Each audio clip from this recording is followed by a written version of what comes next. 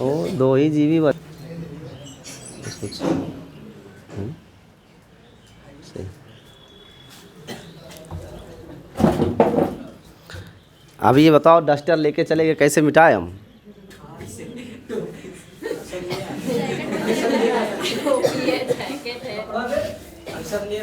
कपड़ा लाओ जो जिससे मिटा रहे थे, क्या किए?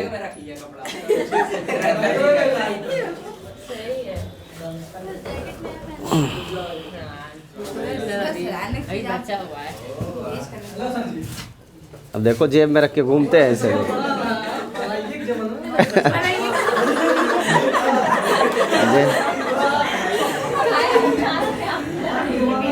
देखो, जेब में रख के घूम रहे हैं सब।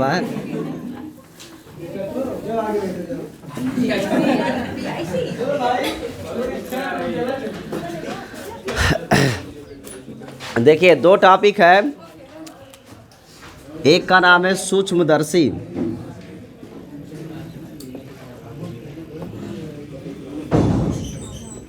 इसे कहते हैं अंग्रेजी में माइक्रोस्कोप। और एक का नाम है दूरदर्शी, इसे बोलते हैं टेलीस्कोप।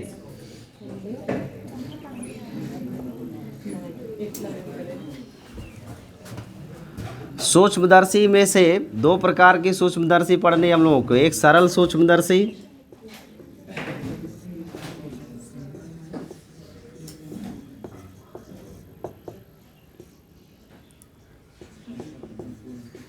सिंपल माइक्रोस्कोप, और एक है यौगिक सूक्ष्मदर्शी, इसे बोलते हैं कंपाउंड माइक्रोस्कोप।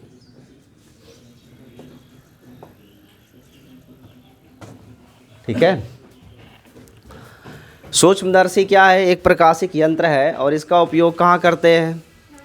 सूक्ष्मदर्शी का उपयोग किया जाता है अति सूक्ष्म वस्तुओं को देखने के लिए, जिन्हें हम अपनी स्वतंत्र आँखों से नहीं देख सकते। तो सूक्ष्मदर्शी का उपयोग कहाँ किया जाता है? सूक्ष्म वस्तुओं को देखने के लिए।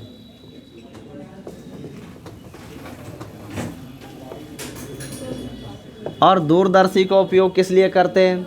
दूर की वस्तुओं को देखने के लिए, जो अंतरिक्ष में है, जो करोड़ों किलोमीटर दूर है। तो दूरदर्शन अर्थात दूर की वस्तुओं को देखने के लिए।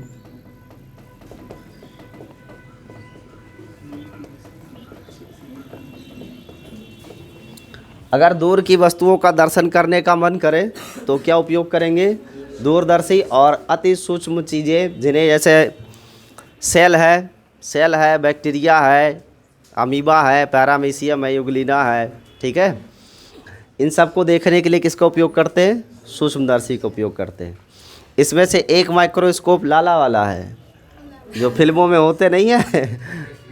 फिल्मों में होते नहीं है, कहते हैं तो माता भूखी होती है, तो बेटा इधर उधर दौड़ लगाता है पेट भरने। पहले फिल्मों में ऐसे ही आते थे, इंट्रोडक्शन ऐसे होता था। तो उसमें एक लाला होता था, जिसके यहाँ गिरवी रखने जाते थे वो। तो ऐसे उठा के एक आँख से ऐसे देखता था, है ना, वो जो आजकल आपके ज्योमेट्री बॉक्स में आता है, आँख इतना बड़ा बड़ा दिखता है। Yes yes right. ये जो होता है सरल सूक्ष्मदर्शी, इसमें केवल एक ही लेंस लगा होता है। इसके बाद एक लोहे की या लकड़ी की फ्रेम होती है, लेकिन टेक्नोलॉजी अब अपग्रेड हो गई है तो प्लास्टिक की फ्रेम आती है, और इस प्लास्टिक की फ्रेम पे ये लगा होता है ऐसे। तो ये है सिंपल माइक्रोस्कोप, ठीक है, उत्तल लेंस।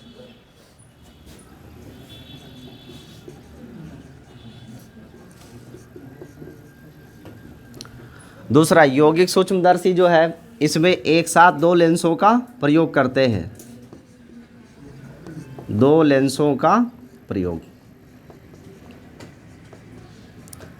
एक लेंस होगा जो नेत्र की ओर होगा, और एक लेंस होगा जो नेत्र से दूर वस्तु की ओर होगा। जो लेंस नेत्र के पास होता है उसका नाम होता है नेत्रिका लेंस। कौन सा लेंस? नेत्रिका लेंस। ये नेत्र के पास होता है। जो लेंस वस्तु की ओर रहेगा उसका नाम होगा अभिदृश्यक लेंस, अभिदृश्यक लेंस, अंग्रेजी में इसे आई लेंस बोलते हैं और इसे ऑब्जेक्टिव लेंस बोलते हैं क्योंकि ये ऑब्जेक्ट की ओर होता है। ठीक है, तो यौगिक सूक्ष्मदर्शी में एक साथ कितने लेंसों को प्रयोग करते हैं? 2 लेंसों को, जबकि सरल सूक्ष्मदर्शी में सिर्फ एक लेंस का उपयोग किया जाता है। 2 लेंसों में से एक लेंस, जैसे अब माइक्रोस्कोप होता है तो ये स्टैंड वाला माइक्रोस्कोप तो आपने देखा होगा, इसमें ट्यूब होती है और ये स्टैंड पे लगा होता है, ऐसे पूरा सिस्टम फ्रेम पर जड़ा होता है। ठीक है, ऐसे यहाँ पे स्लाइड लगाते हैं और इसमें बहुत सारे ऐसे आई पीसेस बने होते हैं, यहाँ से देखा जाता है। यहाँ पे आई होती है और यहाँ ऑब्जेक्ट होता है। तो इस नोजल में से कई लेंस के कई कैटेगरी होती है, अलग अलग इंटेंसिटी के मैग्नीफाइंग पावर के लेंस होते हैं। इसको रोटेट करके हम लेंस को बदल सकते हैं। तो यहाँ से हम वस्तु को देखते हैं, पर वस्तु होती कहाँ है? यहाँ पे। तो जो नेत्र की तरफ लेंस लगा रहता है उसे आई पीस कहते हैं, नेत्रिका लेंस कहते हैं। और जो वस्तु के समीप वाला लेंस होगा उसका नाम अभिदृश्यक लेंस होता है। एक का नाम है ऑब्जेक्टिव लेंस और एक का नाम है आई लेंस। और जो नेत्रिका लेंस होगा इसके लिए सब सिंबल क्या यूज़ किया जाएगा? ई। जैसे नेत्रिका लेंस के लिए वस्तु की दूरी को यू ई, प्रतिबिंब की दूरी को वी ई, फोकस दूरी को एफ ई और आवर्धन क्षमता को एम ई प्रयोग करेंगे। जबकि अभिदृश्यक लेंस के लिए, यह अभिदृश्यक लेंस वस्तु के पास होता है, इसको ऑब्जेक्टिव लेंस इंग्लिश में कहते हैं। तो इसका सिंबल क्या यूज़ करते हैं? ओ। तो वस्तु की दूरी को यू ओ, प्रतिबिंब की दूरी को वी ओ और फोकस दूरी एफ ओ, आवर्धन क्षमता एम ओ यूज़ करते हैं। ये जो सरल सूक्ष्मदर्शी आप देख रहे हो इसके लिए आवर्धन क्षमता यम का मान होता है वस्तु द्वारा बनाया गया दर्शन कोण और उसके प्रतिबिंब यानी यंत्र द्वारा बनाया गया दर्शन कोण। नेत्र पे तो दर्शन कोण बनेगा ना। दर्शन कोण का मतलब होता है कि कोई वस्तु है और वो सामने है, जब हम उसको देखते हैं तो इस वस्तु के सिरे से, यहाँ ऊपरी सिरे और निचले सिरे से प्रकाश की 2 किरणें चलती हैं और वो रेटिना पर आकर क्या होती है? फोकस होती हैं। तो इन दोनों किरणों के बीच में कुछ कोण बनता है, उसे क्या कहते हैं? दर्शन कोण कहते हैं। ठीक है, तो अगर हम बात करें आवर्धन क्षमता के लिए कि आवर्धन क्षमता क्या चीज़ होती है या आवर्धन होता क्या है, अगर आप इस वस्तु को आँख से ऐसे देखोगे बिना लेंस के तो आवर्धन कोण का मान अलग होगा और छोटा होगा। अगर हम उत्तल लेंस लगाकर इसी वस्तु को देखेंगे तो उत्तल लेंस इसका एक बड़ा प्रतिबिंब बनाएगा। प्रतिबिंब इतना बड़ा होगा, अगर बड़ा प्रतिबिंब होगा तो नेत्र पर दर्शन कोण भी क्या होगा? बड़ा बनेगा। और अगर बड़ा दर्शन कोण होगा तो वस्तु हमें बड़ी दिखाई देगी। अब एक बैक्टीरिया अगर आप देखोगे जैसे अमीबा, तो अमीबा तो बहुत छोटा होता है ना, जिसे हम ऐसे अपने आंखों से, स्वतंत्र आंखों से नहीं देख सकते। तो इतना छोटा पार्टिकल होता है और ये माइक्रोस्कोप क्या करता है? उस छोटे से ऑब्जेक्ट का कई लाख गुना बड़ा इमेज बनाता है और तब जा कर के हमको वो अमीबा आराम से दिखाई देता है। वो भी पूर्णतया स्पष्ट सरल में नहीं दिखता है, उसके लिए इलेक्ट्रॉन माइक्रोस्कोप का उपयोग करते हैं। इस माइक्रोस्कोप की भी कई कैटेगरी है। क्या? ऑब्जेक्ट से आई की दूरी? अरे नहीं, ज़रूरी नहीं है। वो माइक्रोस्कोप का स्टैंड 25 सेंटीमीटर रहता है क्या? उसको अप डाउन कर सकते हैं, हम घटा बढ़ा सकते हैं। तो यहाँ पर समझने की बात यह है कि ये लेंस लगाने से वस्तु का प्रतिबिंब बनता है और वो प्रतिबिंब क्या बनता है? बड़ा। और वो बड़ा प्रतिबिंब नेत्र पर बड़ा दर्शन कोण बनाता है, इसीलिए वो वस्तु हमें स्पष्ट दिखाई देती है। इतनी जानकारी हो गई। तो ये जो आवर्धन क्षमता है ये वास्तव में क्या होता है? Beta by alpha. ये बीटा क्या है? बीटा होता है नेत्र द्वारा बनाया गया दर्शन कोण, यानी सीधे सीधे नेत्र पर प्रतिबिंब द्वारा बनाया गया दर्शन कोण और बटे वस्तु द्वारा बनाया गया दर्शन कोण, यानी ये यंत्र के द्वारा बने प्रतिबिंब के द्वारा बना दर्शन कोण है। और अल्फा क्या है? सीधा सीधा वस्तु के द्वारा नेत्र पर बनाया गया दर्शन कोण है। इसे बोलते हैं आवर्धन क्षमता, मैग्नीफाइंग पावर अंग्रेजी में बोलते हैं। कौन सा पावर? Magnifying power. तो ये हमारे सिलेबस का हिस्सा थोड़ी ना है, इसे तो पढ़ना ही नहीं है और ये भी सिलेबस में नहीं है, हटा दिया है। लेकिन फिर भी इंट्रोडक्शन करवा देते हैं। यौगिक क्यों कहते हैं इसको, कंपाउंड क्यों कहते हैं? क्योंकि इसमें एक लेंस नहीं, दो दो लेंसों का एक साथ प्रयोग किया जाता है। लेंस को क्या नाम दिया गया वो भी मैंने आपको बता दिया।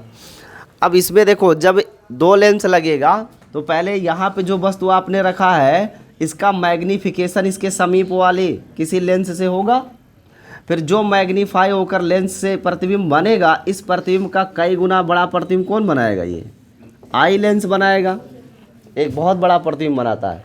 तो यहाँ आप देखो तो इस वस्तु का मैग्नीफिकेशन कितनी जगह हो रहा है? दो जगह हो रहा है ना। एक बार वस्तु का प्रतिबिंब मैग्नीफाई यानी बड़ा करके कौन बना रहा है? अभिदृश्यक लेंस। और फिर उस अभिदृश्यक द्वारा बने प्रतिबिंब को और बड़ा करके कौन बना रहा है? नेत्रिका लेंस बना रहा है। तो यहाँ पे इस वस्तु का आवर्धन दो स्थानों पे होता है, नेत्रिका द्वारा भी होता है और अभिदृश्यक द्वारा भी होता है। इसलिए अगर आपसे पूछा जाए कि यौगिक सूक्ष्मदर्शी की आवर्धन क्षमता का मान क्या होगा, तो हम बोलेंगे यौगिक सूक्ष्मदर्शी के लिए आवर्धन क्षमता का मान इस यौगिक सूक्ष्मदर्शी के अभिदृश्यक लेंस के लिए आवर्धन क्षमता और नेत्रिका के लिए आवर्धन क्षमता के गुणनफल के बराबर होता है। किसी यौगिक सूक्ष्मदर्शी की जो आवर्धन क्षमता होती है वो नेत्रिका की आवर्धन क्षमता और अभिदृश्यक की आवर्धन क्षमता, दोनों की आवर्धन क्षमताओं का गुणनफल होता है। बात स्पष्ट है? अब ये यम और यमी के मान अलग अलग होते हैं, ठीक है, और इन अलग अलग मानों में हम अलग अलग तरीके से इसका समाधान भी करेंगे। तो अगर हम इसमें दो नेत्रिका यानी एक नेत्रिका एक अभिदृश्यक को लेकर के सूक्ष्मदर्शी बनाए, क्या बनाए? सूक्ष्मदर्शी, और इससे दूरदर्शी भी तो बनता है ना। तो अगर आप सूक्ष्मदर्शी बनाओगे तो इसकी आवर्धन क्षमता के दो केस बनते हैं। एक होता है -BO/UO इंटू 1+D/FE, ऐसे यूज़ करते हैं। जहाँ BO UO क्या है? अभिदृश्यक से वस्तु और प्रतिबिंब की दूरी, और FE क्या है? नेत्रिका की फोकस दूरी, और D क्या है? स्पष्ट दृष्टि की न्यूनतम दूरी, जिसे 25 सेंटीमीटर लिखा जाता है।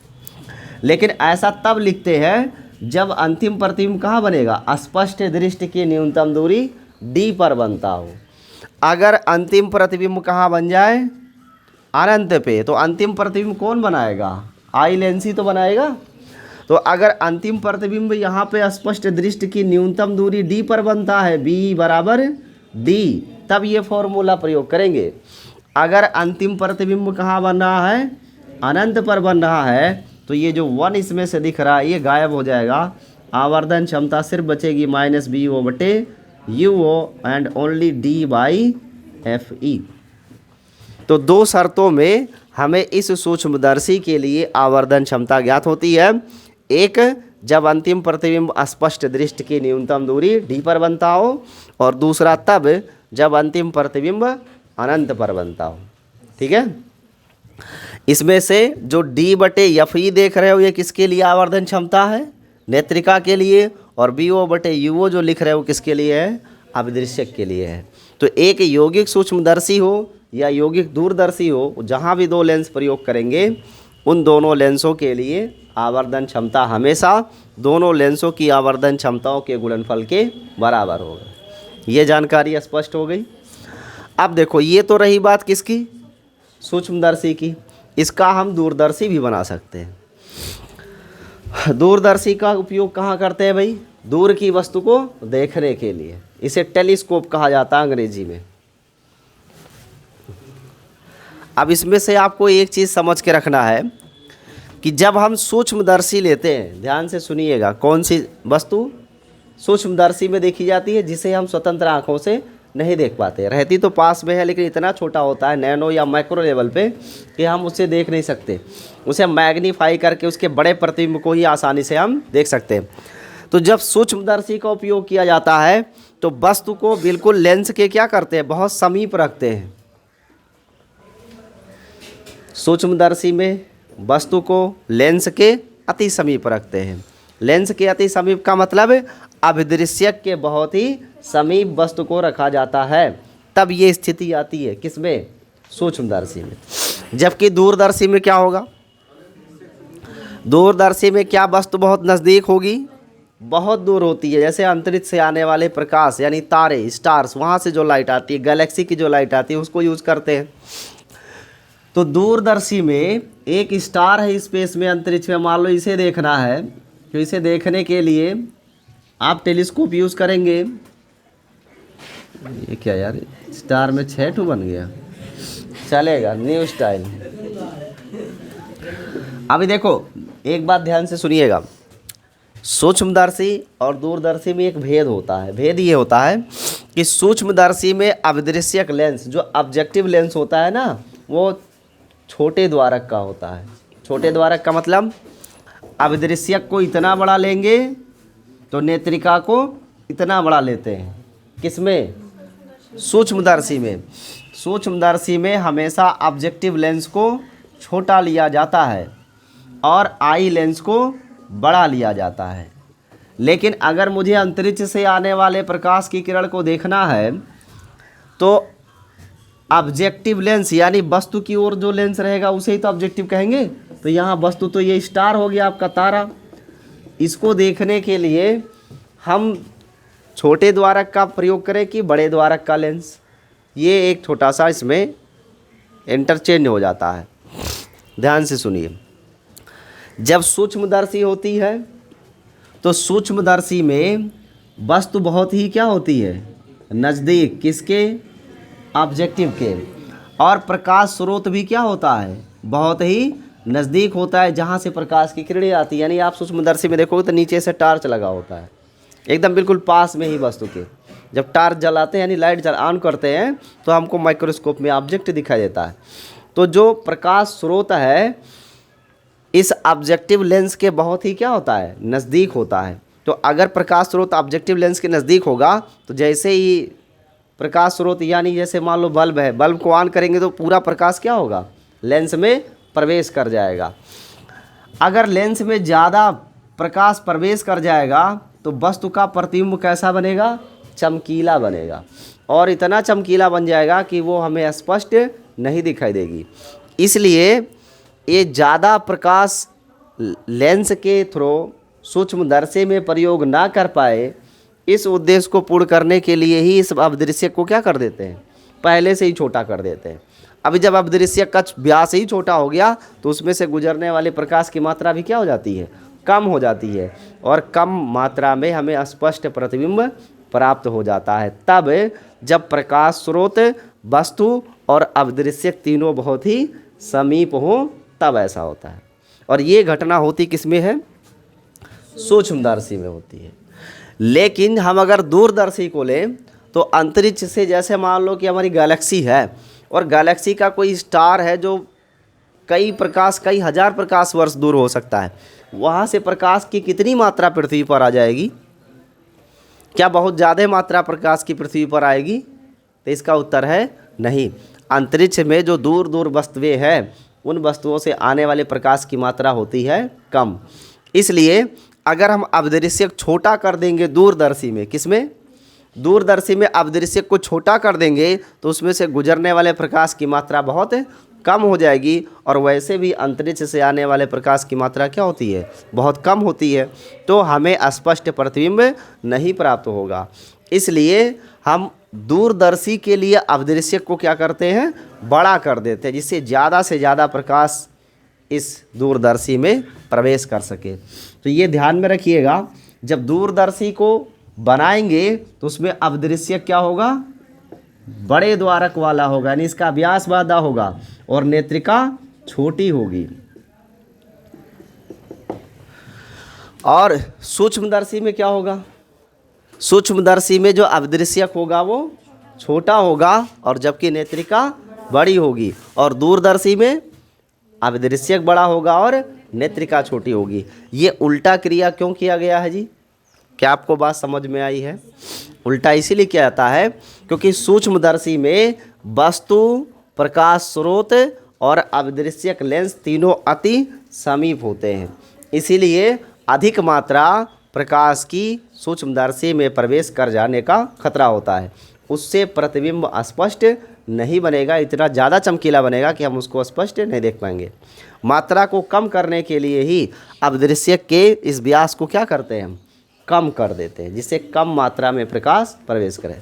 जबकि दूरदर्शी में इसका उल्टा होता है, प्रकाश स्रोत से आने वाले प्रकाश की मात्रा ही क्या होती है, अंतरिक्ष से बहुत कम होती है। इसलिए द्वारक को बड़ा कर देते हैं, जिससे ज़्यादा से ज़्यादा प्रतिबिंब स्पष्ट प्राप्त हो। क्योंकि जब किरणें ज़्यादा होंगी तो हमें प्रतिबिंब भी क्या मिलेगा, स्पष्ट मिलेगा। तो ये थोड़ा ध्यान में रखिएगा कि यौगिक हो, कंपाउंड में चाहे माइक्रोस्कोप हो चाहे वो टेलीस्कोप हो, दोनों में लेंस ही प्रयोग करेंगे और कॉम्बिनेशन यानी एक साथ दो लेंस प्रयोग करेंगे। एक वस्तु की ओर का रहेगा और एक नेत्र की ओर का रहेगा, लेकिन एक में अपदृश्यक बड़ा और एक में अपदृश्यक छोटा, इनमें भेद रहेगा और उसका कारण है प्रकाश की मात्रा। ये बात हो गई स्पष्ट। अब आपको आवर्धन क्षमता बताते हैं किसी दूरदर्शी के लिए। देखो जब वाइवा होगा तो एग्जामिनर आपसे पूछ सकता है, क्योंकि मैं भी एक एग्जामिनर हूँ इसलिए अच्छे से बता सकता हूँ आपको। एग्जाम में ये क्वेश्चन वाइवा में पूछा जाता है कि सूक्ष्मदर्शी में अभिदृश्यक को छोटे फोकस दूरी का और छोटे द्वारक का क्यों लिया जाता है, जबकि दूरदर्शी में अभिदृश्यक को बड़ी फोकस दूरी और बड़े द्वारक का लिया जाता है, ऐसा क्यों? आप बताइए। प्रकाश की किरणें नहीं, मात्रा बोलो।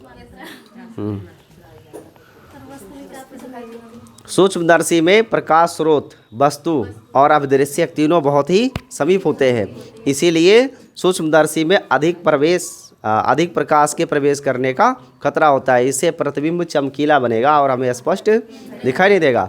मात्रा को कम करने के लिए ही हम क्या करते हैं, अपदृश्यक को छोटा कर देते हैं। अच्छा, कुछ लोग सोच रहे होंगे अपदृश्यक छोटा करने के बजाय मोमबत्ती जलाएं, मतलब प्रकाश स्रोत की तीव्रता ही कम कर दें। तो ऐसा सोचने वाले गलत सोच रहे हैं। अगर प्रकाश स्रोत की आप तीव्रता कम कर दोगे तो जो रिफ्लेक्शन के द्वारा प्रतिबिंब बन रहा है उसकी भी तीव्रता क्या होगी, घट जाएगी। और जब प्रतिबिंब की तीव्रता घट जाएगी तो उससे बनने वाला अंतिम प्रतिबिंब तो इतना कम तीव्रता वाला होगा कि अगर वस्तु रहेगी पीले कलर की तो वो वाइट कलर का दिखाई देगा। समझ रहे हैं कि नहीं? इसलिए हम इंटेंसिटी ऑफ लाइट तो बहुत ज़्यादा नहीं बदल सकते, लेकिन द्वारक ही छोटा कर दे तो समस्या का समाधान हो जाता है।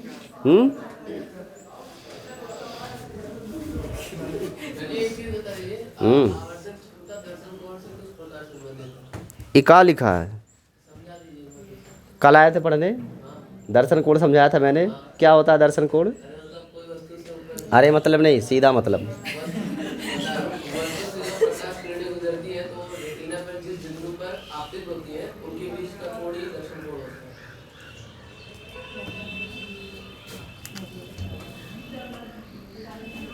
ये नेत्र है, लिखा है, ये बना दिया गया, ठीक है।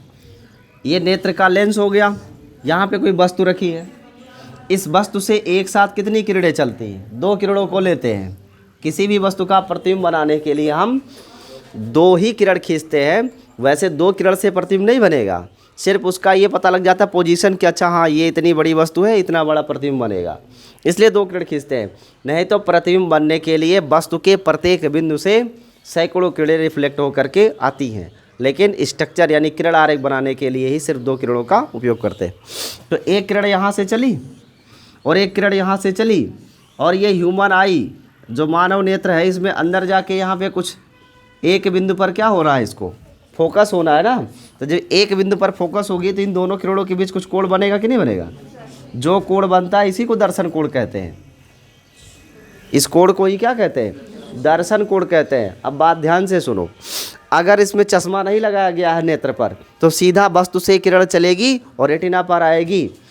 जरूरी नहीं है कि ये कोण को अल्फा बीटा जो मन करे सो मान लो। हम मान लेते ये कोण क्या है, अल्फा है, और ये कोण तब बन रहा है जब वस्तु से सीधा प्रकाश नेत्र पर पहुंच रहा है, तब बनने वाला कोण क्या है, अल्फा। इसे कहते हैं दर्शन कोण। लेकिन ये किसके द्वारा बनाया गया दर्शन कोण है? वस्तु द्वारा। अब मान लो इसमें हमने चश्मा लगा दिया तो चश्मे में तो कोई लेंस प्रयोग करेंगे ना, चाहे अवतल या उत्तल।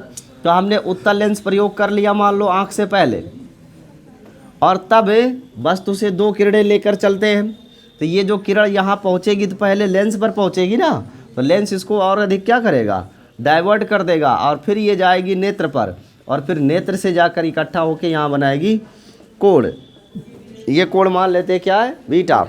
तो ये प्रकाशिक यंत्र के द्वारा बनाया गया दर्शन कोण हुआ ना।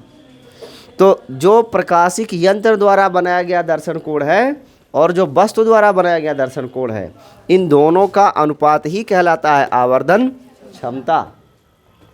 बस ये चीज़ है दर्शन कोण, समझे कि नहीं? यस। अब इसके बाद यौगिक सूक्ष्मदर्शी के बारे में आप समझ लो। देखो दूरदर्शी सूक्ष्मदर्शी स्पष्ट हुआ, वो सरल सूक्ष्मदर्शी तो ख़त्म है कहानी उसकी, तो यूज ही नहीं करते हैं। ये आपको बता दिया आवर्धन क्षमता, इसके ध्यान में रखना, बाकी स्ट्रक्चर से हमें कोई लेना देना नहीं है। इसके बाद जो दूरदर्शी है, इसमें भी जो एक पहली शर्त थी वो ये थी कि दूरदर्शी के लिए अभिदृश्यक क्या हो, बड़ा। उसका कारण भी बता दिया और स्पष्ट हो गया।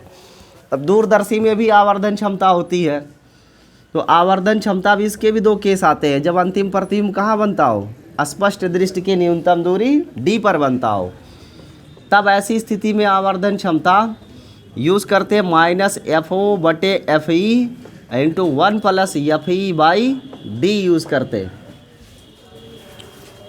अगर अंतिम प्रतिबिंब कहाँ बनेगा, स्पष्ट दृष्टि की न्यूनतम दूरी डी पर बनेगा, तो आवर्धन क्षमता m = -FO/FE × 1 + FE/D होता है। और अगर अंतिम प्रतिबिंब अनंत पर बने तो m बराबर क्या लिखेंगे, -FO/FE, और ये 1 क्या होगा, गायब, सिर्फ हो जाएगा FE/D। तो आप देखोगे कि सुंदर तरीके से FE क्या होगा, कट जाएगा, तो सिर्फ बचेगा -FO/D। ये होता है आवर्धन क्षमता का फॉर्मूला। तो यहाँ ध्यान में रखिएगा, ये कौन से ऑब्जेक्ट की बात की, हम दूरदर्शी के लिए, ठीक है। हम बार बार यहाँ अंतिम प्रतिबिंब शब्द जब भी प्रयोग करें उसको BE क्यों लिख रहे हैं, उसको BO क्यों नहीं लिख रहे हैं, क्योंकि पहला प्रतिबिंब हमेशा अवदृश्यक बनाता है, वो आखिरी वाला प्रतिबिंब नेत्र लेंस से बनता है। इसीलिए जब भी अंतिम प्रतिबिंब की बात आएगी तो उसके लिए हम BE का ही प्रयोग करेंगे। जानकारी स्पष्ट है? इतना ही आप लिख लीजिए, इससे ज़्यादा लिखने की ज़रूरत नहीं है।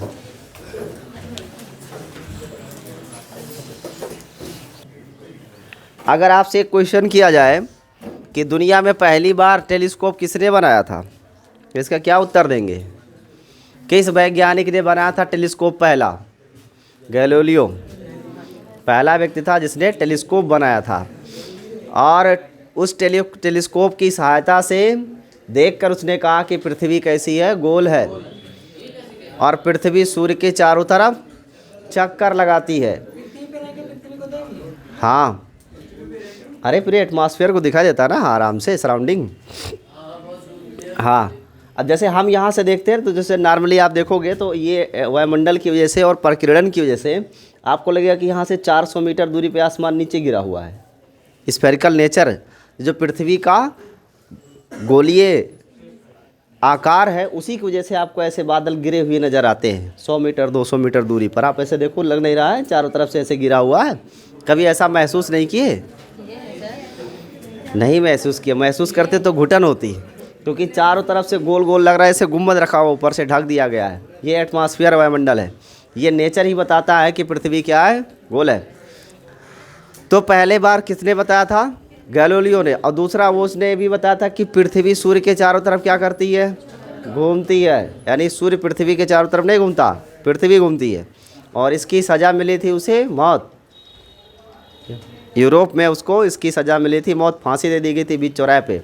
और जिस दिन गैलीलियो, ये बताने के लिए क्योंकि पहले वहाँ की धारणा थी कि पृथ्वी चपटी है और पृथ्वी के चारों तरफ सूर्य चक्कर लगाता है, उसके विरुद्ध उसने दिया पोजीशन। तो वहाँ पे जो धर्मगुरु लोग थे उन्होंने उसको धर्म की अवहेलना करने के जुर्म में फांसी दिला दिया। उसके बाद जिस दिन गैलीलियो मरा उसी दिन न्यूटन पैदा हुआ। वहाँ एकदम 100% एग्जैक्ट वही डेट है। जिस डे को गैलीलियो की मृत्यु होती है उसी दिन को न्यूटन का जन्म होता है।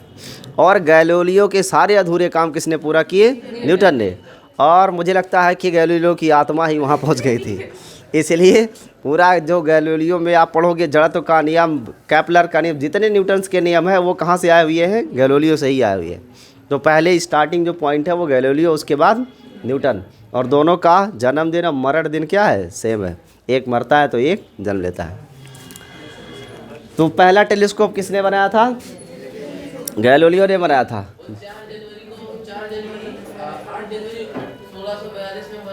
हाँ,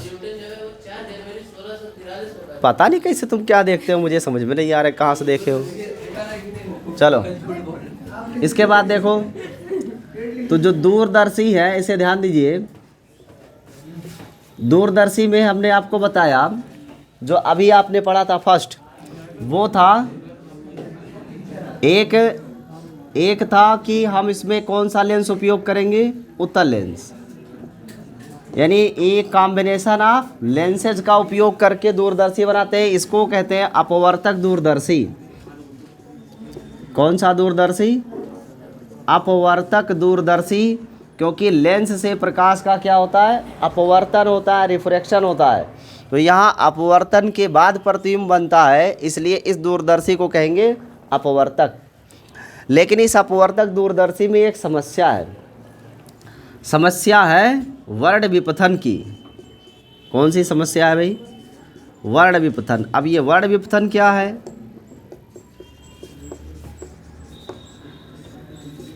ये मेन प्रॉब्लम है वर्ण विपथन।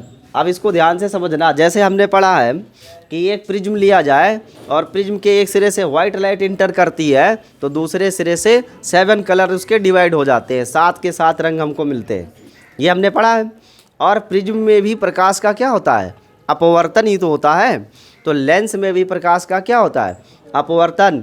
और लेंस के लिए, सामान्य लेंस के लिए, रंगों के लिए, यानी विभिन्न रंगों के लिए विचलन कोण का मान भिन्न भिन्न होता है, इसलिए अपवर्तनांक भी भिन्न भिन्न होता है। अपवर्तनांक भिन्न हुआ, वेवलेंथ भिन्न हो गई और विचलन कोण भिन्न हुआ, तो जो व्हाइट लाइट अंतरिक्ष से एक तारे का प्रकाश आ रहा है वो श्वेत प्रकाश है, और वो श्वेत प्रकाश कितने रंगों में बढ़ जाता है? 7 रंगों में। तो ज़रा ध्यान से समझिएगा। मान लो हमने एक लेंस यहाँ लिया और इस लेंस पर किसी स्पेस में से, अंतरिक्ष से प्रकाश की कोई एक किरण आती है जिसे व्हाइट लाइट कहेंगे, श्वेत प्रकाश या सनलाइट। सनलाइट नहीं कह के इसको स्टार की लाइट बोलेंगे हम, क्योंकि किसी तारे की बात है। और ये प्रकाश का यहाँ क्या होगा? लेंस के द्वारा भाई अपवर्तन होगा, तो विचलन होगा।